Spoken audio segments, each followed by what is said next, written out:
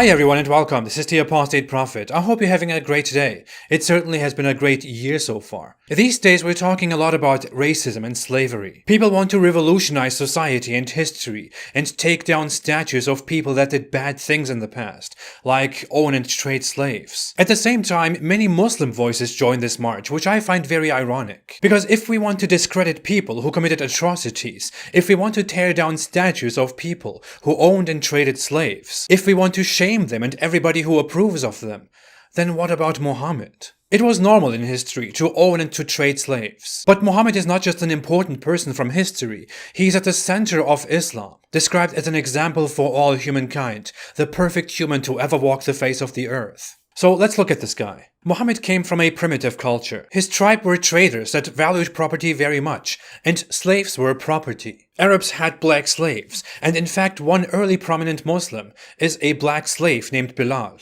Muslims love to mention how Muhammad freed that black slave and gave him the honorable duty to announce the Islamic call to prayer. Somehow this is supposed to show that Muhammad was against racism and for the rights of slaves. Yet this is only an example of what someone like Muhammad would do. Preach to the weak first, like the slave Bilal, because the weak and oppressed are more likely to accept this new religion and challenge the oppressive system which enslaved Bilal.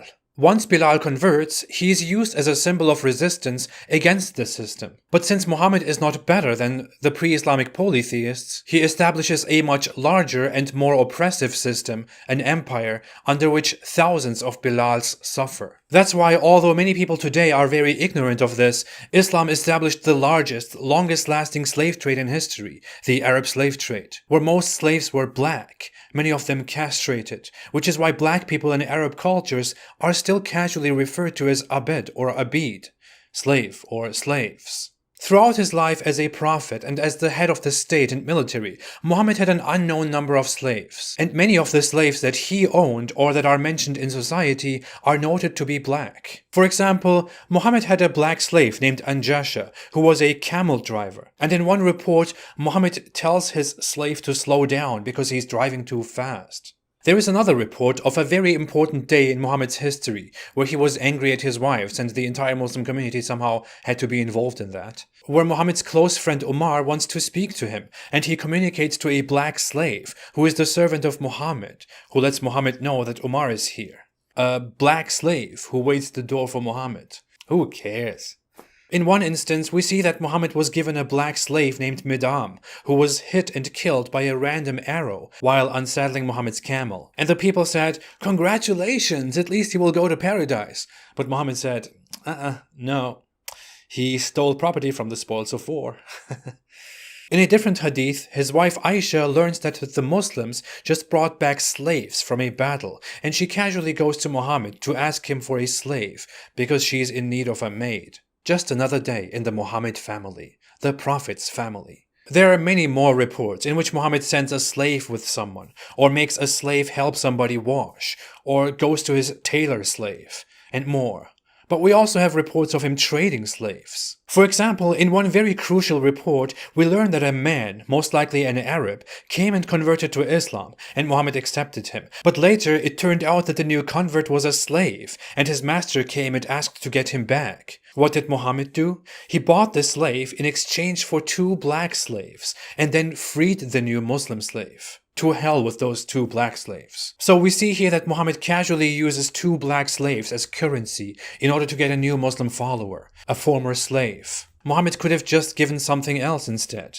Something. By the way, you can also completely see why a slave would convert to Islam, to be freed by Muhammad. Muhammad would approve of and encourage the selling of slaves. For example, in one instance, a poor man who is about to die frees his slave, and what Muhammad does next is to cancel the slave's freedom and sell him instead, then giving the money to the poor guy. This could have been a momentous opportunity to end slavery, but instead Muhammad cancels the slave's freedom and just sells him, because the poor guy's comfort is more important than the freedom of a slave. In one instance, his wife tells him that she freed a slave girl, and Muhammad says it would have been better if she had gifted the slave to her relatives. You would have gotten more reward if you had given her to one of your maternal uncles. I really don't want to let this slip. Muhammad says to his wife, who has just freed a slave girl, that she would have gotten more reward from Allah if she had gifted the slave girl to her uncles instead. I wonder how an average woman today feels about this. Be honest, Muslim women. Muhammad and his followers acquired slaves by buying them or by enslaving their enemies. We know that in many cases, one of those very explicitly described, they would kill the warriors and enslave the rest, including women and children. Just listen to this. The people came out into the streets, saying, "Muhammad and his army!" Allah's messenger, peace and blessings be upon him, vanquished them by force, and their warriors were killed. The children and women were taken as captives. This was a Jewish town that was eradicated.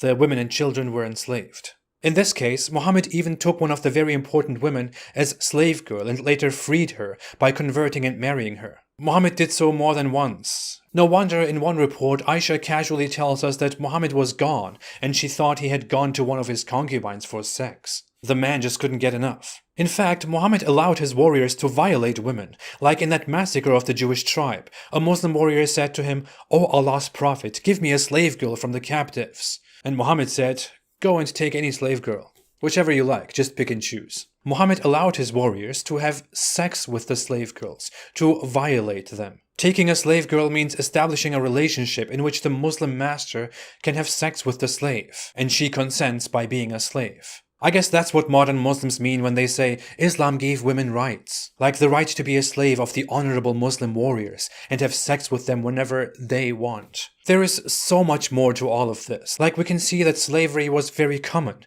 and that black slaves would serve for labor and entertainment in Muhammad's society, like 2 black slaves entertaining him and his little wife Aisha in a yard. But modern Muslim apologetics get so pathetic that they try to downplay the seriousness of Islamic slavery. They explain how different conditions were there. Islamic slavery was different. Slaves were treated well, but they can just shut up right away. A slave is a slave, an inferior, a tool, an object, a property that you use for help. There is no justification, no excuse to this at all. Muhammad said there is no tax on a horse or a slave belonging to a Muslim. He said, none of you should flog his wife as he flogs a slave, and then have sexual intercourse with her in the last part of the day. He used black slaves as an analogy to describe the lowest of people in society. The Quran says that a slave and a free man are not equal, and that Allah chooses some people over others. The Quran says, "We made lawful for you those your right hands possess." It allows Muslim men to own and enjoy slave girls. This is the plain and simple truth.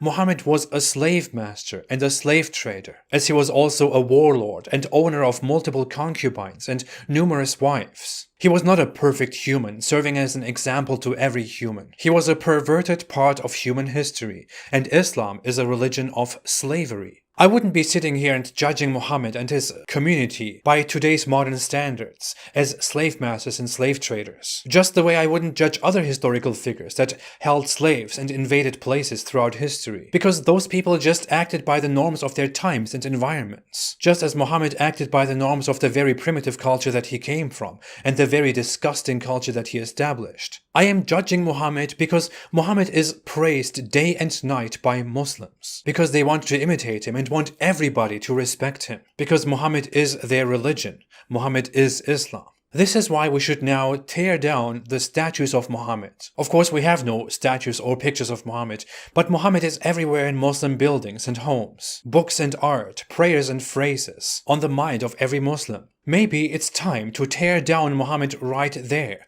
to stop using his name, to destroy this barbaric character. If there is a statue to be torn down, this is it. Please just throw him out. Thanks for watching.